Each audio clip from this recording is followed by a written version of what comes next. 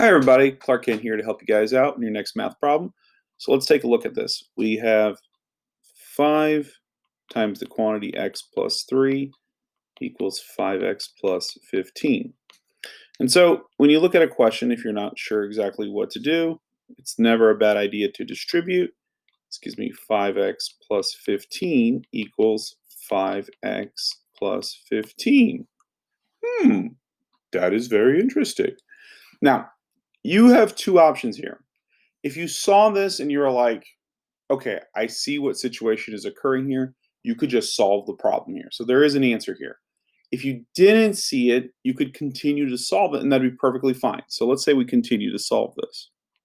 So let's say I subtract the 5x's together, and it would make sense that then we would be left with 15 equals 15. And so when we see this, we're like, well, yeah, that's true. 15 does in fact equal 15. What does this mean?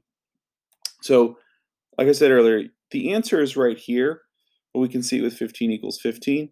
Whenever you get a statement that's true, so 5x plus 15 equals 5x plus 15, that is obviously true. Something is equal to, if one equation is exactly the same thing as the other equation, they are equal to each other, right?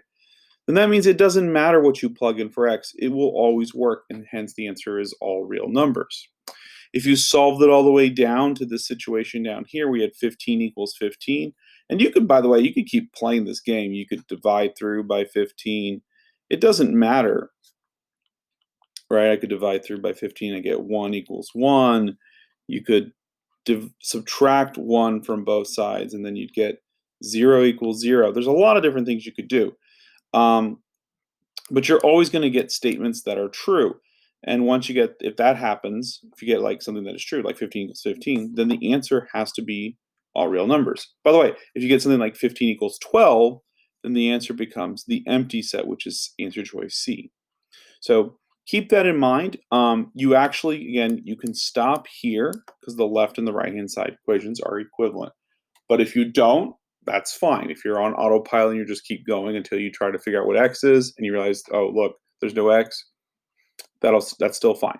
Okay, so I hope that makes sense, and I'll see y'all in the next video.